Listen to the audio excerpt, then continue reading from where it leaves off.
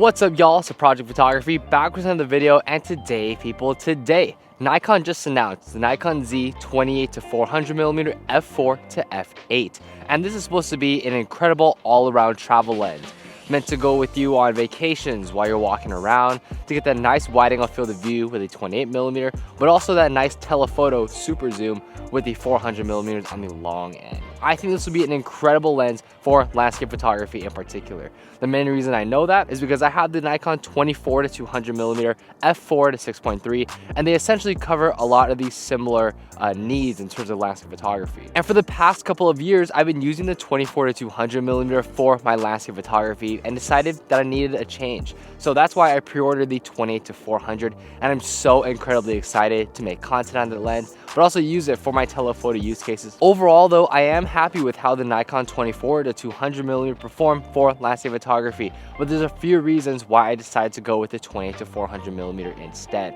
First of all, I've been looking for a 400mm for quite some time. I considered the 100 to 400, but there's a few things that kind of deterred me from that. First of all, it was 100mm on the wide side of things. I just felt that's not wide enough, especially if I'm going to be using the 100 to 400 with something like my Nikon Z30.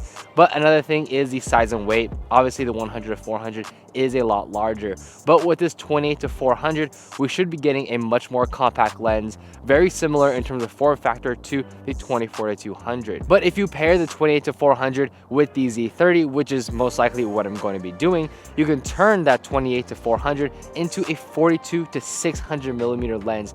Now that is an absolutely insane focal length, and with that extra reach, we're able to just grab many more compositions that are much farther away that would not have been possible before. There are a handful of times where I'm like, you know what, I wish I had a much longer lens, which is a big reason why I was contemplating that 400mm. But with the 28 to 400, we're going to be accomplishing a lot of the same things. Another aspect that I really love about the 28 to 400mm is that it's 4mm longer on the wide angle side of things. Now, that might be an odd thing to list as a benefit because normally you'd want a much longer focal range. But for me, I use the Nikon Z6 plus the 14 to 30mm for my wide angle lens, and I feel like just having that 42mm to 600mm with a Z6 allows me to have much more gap between my wide angle lens and my telephoto lens. Because when I was using my 24 to 200mm, it would cover a lot of those similar focal ranges that a 14 to 30 would cover, and to me, I just want a much larger gap, especially if it's with my telephoto lens. But overall, I am really happy with how the 24 to 200 performed. I did feel like we get very nice images, very nice optics, and honestly, it covered a lot of what I needed to do for landscape photography in terms of my telephoto lens. I really did enjoy my time with the 24 to 200, but I just feel like if we're gonna get a lens with pretty similar form factor and a very similar focal range, but we're gonna get another 200mm on long end, I would tell you to sign me up because that's exactly what I've been looking for. But I do have a few questions about the 28 to 400, about that lens itself, that I want to talk about in the next part. Because if you told me that Nikon was going to come out with a super zoom like a 28 to 400, I would have asked, okay, like what's the aperture then? Because the 24 to 200 is an f4 to 6.3, isn't fantastic to be honest with you.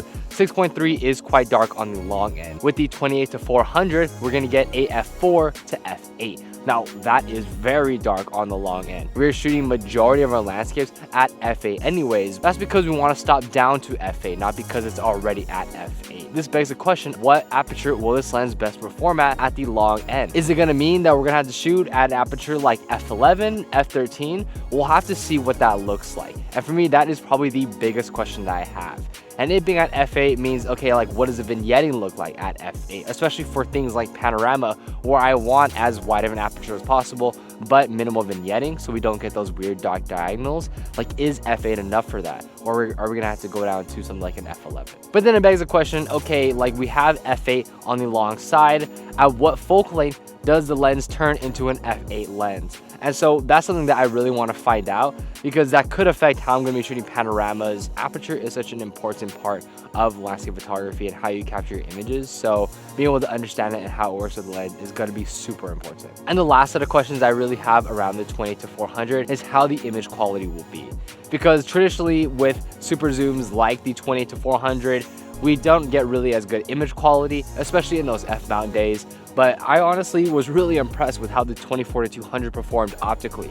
And so when it comes to 28-400, we are getting a little bit more glass. I think it's only 2 extra elements, which is not crazy at all. And especially because we're just getting a more extreme focal length and an extreme aperture. Like, I just want to see how that all comes together to create the image in itself. And obviously we have to test how the images look throughout the entire range of 28mm to 400mm. And these are all questions that are going to be answered in the first impressions. When it comes to image quality, I don't think I'm going to be that concerned. Something that needs to be tested, fleshed out for sure, especially as a landscape photographer. Image quality to me is one of the most important features when it comes to a lens. The Z lenses have performed incredibly well, and I don't really think that this is going to be a major issue when it comes to the 20-400. It's mainly just how the aperture performs that's going to really affect everything else about this lens. So let's jump right into the conclusion. I can give you guys my final thoughts there. Overall, I'm incredibly excited to be getting the 28-400. I think it's a lens that's going to solve a lot of the issues that I had with the 24-200.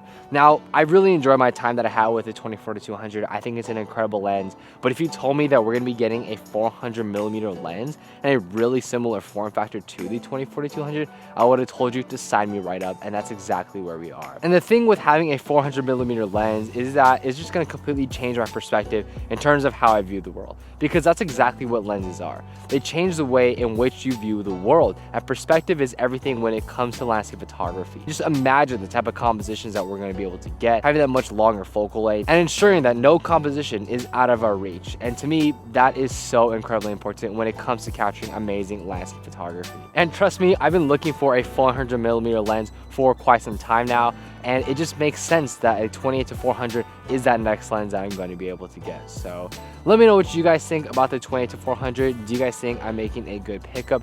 Let me know down in the comment section down below. Anyways, guys, thank you so much for experiencing the world with me today. Please feel free to rate, comment, subscribe, and I'll catch you guys in the next one.